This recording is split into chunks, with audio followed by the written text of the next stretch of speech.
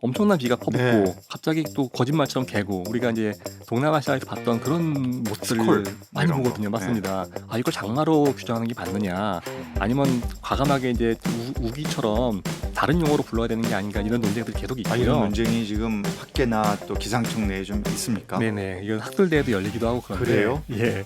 그런데 이제 이게 말만 들어도 이제 한국에 우기가 생긴다. 그럼 우기 건기 이거 옛날 우리 저 고등학교 때 뭐 인문지리 이런 데서 배웠던 그렇죠. 한 장의 그래프로 오늘의 기후를 요약해드리는 기후 한 장. 극단적인 여름 날씨 이야기해보고 있는데요.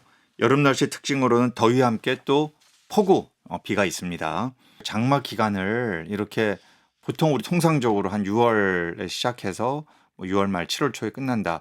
이제 이런 생각을 좀 해서 벗어나야 되는 상황 이렇게 가고 있는 거 맞습니까? 네, 맞습니다. 지금 장마의 그 논쟁에서 가장 지금 치열한 부분이 이걸 이제 장마란 표현으로 이제 불러야 되느냐. 우리 이제 그 역사에 굉장히 남아있는 표현이잖아요. 그렇죠. 동북아시아에선 늘 그 표현만 다르지 나라별로 다 장마라는 것이 있었는데 이걸 계속 유지하는 게 맞느냐라는 논쟁이 벌어지고 있는데요. 그 이유가 올해도 좀 그런 편일 것 같은데 장마가 과거처럼 확 비가 오다가 딱 그치고 쨍하고 습한 무더위가 찾아오는 여름이 펼쳐지는 이런 패턴이 무너졌어요. 그런가요? 예, 실제로 많이 네. 무너졌습니다. 그래서 한번 그래프를 또 그려서 보면요. 네. 그 서울의 이제 강우량 워낙 이제 서울이 가장 긴 기간이 있기 때문에 한번 뚝 누적해서 그려봤는데 1980년을 중심으로 이렇게 나눠봤어요. 네. 보시면 이제 첫 번째 왼쪽에 있는 게 1907년부터 79년까지인데 우리가 잘 아는 장마 6월 말에서 7월 한 초중순까지 급격히 강수량이 증가하는 구간이 확실히 보이죠. 보이네요, 그죠? 네, 저 위에 높은. 맞습니다. 그러면서 이제 쭉 그 강수량이 급격히 줄어들었다가 한 8월 말 9월 초 정도에 다시 한번 온도가 그 강수량이 올라가는 구간이 저때는 있어요. 약간 태풍도 영향도 좀 있겠죠, 그죠? 맞습니다. 네. 저때 이제 그래서 이제 보통 뭐 후기 장마라고 할까요? 약간 그런 느낌으로 한 번 더 비가 많이 오는 구간이 있고 네. 그 이후로 급격히 이제 건조한 가을로 진입하는 우리가 많이 알고 있는 그런 패턴이에요. 네. 그런데 1980년 이후로만 딱 모아놓고 보면은 굉장히 모호합니다. 그러네요. 뭉쳐 확연히 있어요. 다르네요. 예, 그 그래프가 그냥 8월에 강수량이 확 올라오는 것을 확인할 수가 있네요. 맞습니다. 그러니까 굉장히 붙었죠. 두 그래프가 붙어가지고 장마가 끝났다 싶어서 뭐 한 며칠 있다가 다시 계속 비가 이어져서 결국 여름 내내 그냥 비가 계속 내리고 있는 패턴으로 바뀌었어요. 근데 이게 이제 뭐 모든 날 비가 온다기보다는 저만큼 비가 온 날들이 이제 퍼졌다는 얘기인데 우리 이제 작년도 좀 기억이 나실 거예요. 그냥 무덥다가 갑자기 하늘이 갑자기 어두워지면서 엄청난 비가 퍼붓고 네. 갑자기 또 거짓말처럼 개고 우리가 이제 동남아시아에서 봤던 그런 모습들을 스콜 많이 이런 보거든요. 거. 맞습니다. 그런데 그러다 보니까 아 이걸 장마로 규정하는 게 맞느냐 아니면 과감하게 이제 우기처럼 다른 용어로 불러야 되는 게 아닌가 이런 논쟁들이 계속 이런 있고요. 논쟁이 지금 학계나 또 기상청 내에 좀 있습니까? 네네. 이건 학술대회도 열리기도 하고 그런데 그래요? 예. 그런데 이제 이게 말만 들어도 이제 한국에 우기가 생긴다. 그럼 우기 건기 이거 옛날 우리 저 고등학교 때 뭐 인문지리 이런 데서 배웠던 그렇죠. 뭐 우기 건기로 나눠지는 나라 어디다 막 이런 거 배우고 그랬는데. 네네. 굉장히 좀 근데 이 말씀처럼 그 굉장히 낯설게 느끼실 수밖에 없는 네. 게 우리 문화적 그 배경하고도 굉장히 거리가 먼 단어다 보니까 그럼요. 근데 그러다 보니까 결정을 못 하고 지금도 있는 상황이에요. 장마라는 용어는 지금도 있지만 뚜렷한 그 기간을 발표하지 그러나 못하고 통계는 있고 분명히 네. 다르게 과거와는 다른 현상을 지금 보이고 있다 이런 말씀이군요. 맞습니다. 아이고 참 그 이런 식으로 계속 비가 이제 오는 상황 어떤 문제 이제 폭염 다뤄주셨고 이제 폭우 이렇게 또 약간 예측 불허에 또 8월에도 비가 많이 오는 우리가 어떻게 대비를 해야 되고 뭐가 지금 부족한 상황입니까? 네. 저는 약간 그래서 그 강수량과 관련해 가지고는 관점을 좀 바꿔야 될 때가 된 것 같아요. 과거에는 장마라고 해서 비가 집중적으로 오는 시기에 대한 대비를 하는 게 되게 중요했잖아요. 장마철 대비한다고 뭐 인프라 점검도 하고 이제 이런 것들 많이 했었는데 지금은 이제 여름 내내 그 비들이 퍼져 있고 관점을 비가 많이 오는 기간에서 비가 얼마나 집중적으로 내리는가로 좀 바꿔야 될 때가 된 것 같아요. 집중호우인데요. 국지적인 집중호우. 맞습니다. 요거죠. 예. 이게 굉장히 사실 최근에 늘어나고 있어요.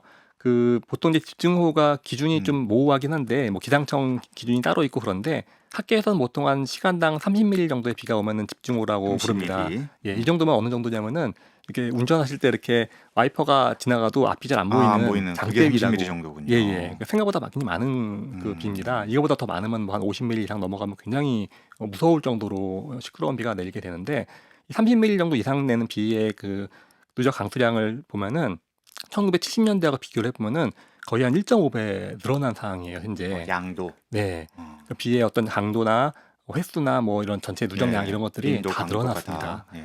예.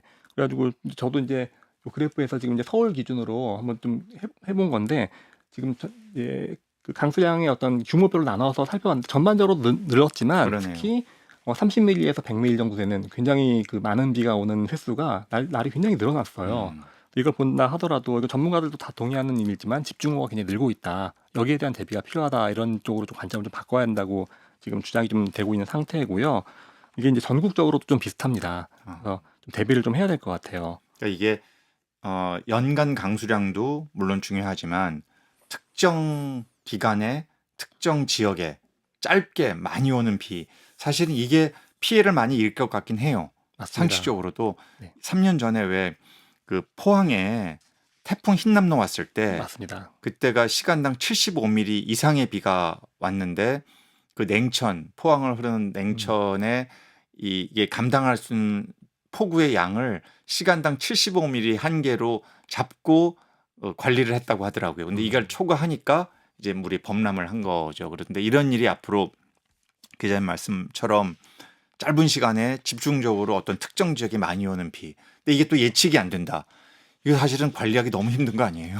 맞습니다. 요새 이제 돌발 홍수라는 표현도 많이 쓰잖아요. 네, 맞아요. 최근에 이제 미국 텍사스도 그런 맞아요. 경우였는데. 이거 지금은 너무 비극적이어서. 맞습니다. 예. 근데 이제 그게 그런 일들이 지금 사실 세계 곳곳에서 저도 이제 계속 그런 쪽을 자료 보다 보니까 생각보다 거의 매일 발생을 여름 되면은 어디선가는 계속해서 그런 돌발 식의 홍수. 돌발 홍수가 지금 벌어지고 있어요. 그래서 생각보다 지금 그게 이제 먼 얘기가 아닌 것 같고 한국도 좀 대비를 해야 된다는 생각은 좀 많이 듭니다. 네, 이 텍사스가 저도 그 통계 보고 정말 거의 경악스러웠는데요. 네.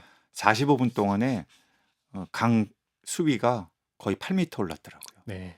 이런 정도가 되면 이게 과연 대응이 가능한 건가, 대피가 가능한 건가 이런 생각이 들어요. 맞습니다. 그러니까 만약에 이런 일이 대한민국 같은 이런 좁은 국토에서 벌어졌다고 하면 피해는 아마 우리는 인구 밀도가 훨씬 높기 때문에 피해는 더더욱 클 수 있겠다 이런 참 생각이 들 정도인데요. 특히 좀 살펴보시면서 뭐 돌발 홍수라는 게 어디든지 발생할 수 있지만 그래도 통계로 봤을 때 어느 지역이 좀 취약하다. 이런 집중적인 국지성 폭우에 좀 취약하다. 이런 지적을 좀 해줄 수 있으신가요? 네. 좀 약간 흥미롭게도 실제로 지역차가 좀 있더라고요. 그래요. 예. 그러니까 이제 지도 하나 그려봤는데요. 지금 이제 표시된 게 서울이 지금 십자 표시가 되어 있고 나머지 지역들 그 전국에 있는 기상청 그 관측소를 다 지금 고려해서 예. 1970년대 이후로 강수량을 쭉 한번 더 해본 거예요. 네. 보시면은 수도권에 굉장히 많은 비가 집중호우 이건 집중호우만 본 거거든요. 시간당 30mm 아까 이상만 본 건데 말씀하신 30mm 이상. 예. 제주에 굉장히 많고 저쪽에 거제를 중심으로 해서 남해안 쪽에도 굉장히 많이 많군요. 있습니다. 예, 빨간색, 저 맞습니다. 빨간색이죠. 예. 네. 그래서 보시면 수도권하고 충남 그 북쪽 쪽에 좀 많고 그냥 남해안 쪽에 굉장히 많고 제주도 쪽에 많고요. 상대적으로 지금 강원도 쪽, 동해안 쪽은 좀 비가 적은 것을 알 수가 있어요. 예, 그래서 지역적인 편차가 분명히 있고요. 근데 이제 이게 지역적으로도 이렇게 이제 좀 더 집중호우가 많은 곳들이 있다 하고 알 수 있는데 보시면은 인구가 굉장히 많은 곳들이 그 포함이 돼 있어요. 그렇죠. 그리고 부산 실제로 지역, 거제, 뭐 맞습니다. 수도권. 네, 그리고 인구가 굉장히 많은 지역에 지금 비가 집중호우가 실제로 많이 내리고 있는 것들을 보실 수가 있고 최근에 들어가지고 우리 몇 번 경험했잖아요. 한 2, 3년 전에 이미 뭐 서울에서도 굉장히 뭐 시간당 한 140까지 네. 갑자기 집중호우가 되고 아까 30만 대도 굉장히 많다고 네, 했는데 그 5배. 140면 예, 어휴. 어마어마한 물이거든요. 그다음에 작년 같은 경우도 이제 뭐 군산이었나요? 그쪽에서도 굉장히 많이 맞아요. 146mm 맞아요. 뭐 기록 세우고 있었어요. 있었는데 이런 식으로 사실 굉장히 그 과거에 보지 못했던 비들이 오고 있어요. 한국은 사실 비가 장마를 계속 겪어왔기 때문에 그 비에 대한 어떤 그 피해에 대한 내성이 좀 있는 편일 거예요. 그 텍사스나 이런 나라들처럼 조금만 비가 와도 금방 돌발홍수로 큰 피해가 나는 것하고는 좀 다르긴 합니다만 그래도 전에 저희가 경험해보지 못했던 그런 강수량이 집중되고 있고 네. 늘어나고 있고요. 네. 특히 그것이 이제 도심에서 지금 서울 한복판, 포항 방금 말씀하신 네. 뭐 군산 이런 식으로 도심에서도 이제 벌어지고 있기 때문에 거기에 대한 대비책들이 이제 좀 그래요. 돼야 될 것 저도 같아요. 이게 굉장히 공감하는 게 아까 50년의 통계는 이런 수도권 또 부산 지역, 제주 이렇게 어떤 돌발적인 집중호우가 이 지역에 많이 오긴 했지만 네. 또 사실은 최근에 이렇게 경험들을 보면 평상시 비가 많이 안 오는 지역에서도 이런 비 피해가 생기는 경우, 특히 경상북도 같은 경우 맞습니다. 2023년 2년 전이죠. 그때 경북 네. 예천에서 비가 많이 와가지고 맞습니다. 지역이 산사태까지 났잖아요. 그러니까 이런 네. 지역은 역사적으로는 그렇게 비가 많이 안 오는 지역인데 갑자기 비가 내리기도 한다. 맞아요. 그러니 정말 우리나라 행안부 같은 데서 앞으로 이 어떤 홍수 관리 이런 면에서는 참 더 어렵겠다. 그러나 절대 정말 어떤 관심의 끈을 이제 늦추지 않고 긴장을 계속하면서 봐야겠다.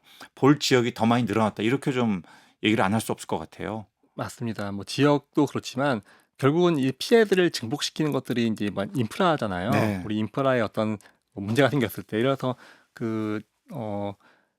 오송 지하차도 그 참사 같은 그럼요. 경우도 보면은 이제 미호천 인근에 있는 네. 그 금강 지류가 넘치면서 뚝이 무너지면서 이제 네. 넘치면서 벌어졌는데 사실 이제 그게 버틸 정도가 아니었기 때문에 그런 건데 그때도 보면 굉장히 집중호우가 그 세종 쪽을 중심으로 굉장히 길게 형성이 됐었거든요. 그 집중호우 구간이요. 네. 근데 그런 것들이 이제 사실 어느 구간에서 국면에서 우리를 지금 이렇게 위협할지 모르기 때문에 그렇다면 평소에 이제 과거에 그 세웠던 기준보다 좀 더 엄격하게 뭐 대비를 좀 해야 될 필요가 맞아요. 있을 것 같습니다. 어쨌든 이런 쪽에 대한 예산도 훨씬 더 많이 배정이 돼야 되겠고 왜냐하면 이게 결국 정부의 국가의 제1책무가 국민의 생명과 안전과 재산을 지키는 건데 그런 면에서는 이제는 이런 쪽의 예산은 과거보다 훨씬 더 많이 배정되고 우선순위가 높아져야 되지 않을까 이런 생각을 다시 한번 하게 됩니다. 네. 예, 그래요. 정말 이번 주의 기후 한장 여름 날씨의 가장 큰 특징인 더위와 비의 변화 양상을 알아봤습니다. 변화의 속도가 빠르고 급격하다는 걸 특징으로 꼽을 수 있을 것 같은데요. 앞으로 남은 여름 중에 올해가 가장 시원한 여름이다. 이런 웃을 수 없는 우스갯소리도 나오는 그러한 상황입니다. 변화한 기후 패턴에 맞춰서 우리의 생활과 행정 분야의 전반적인 패러다임 전환이 필요하다는 그런 생각을 다시 한번 하게 됩니다. 자, 여기까지 듣겠습니다. 지금까지 윤신영 기자와 이야기 나눴습니다. 고맙습니다. 감사합니다.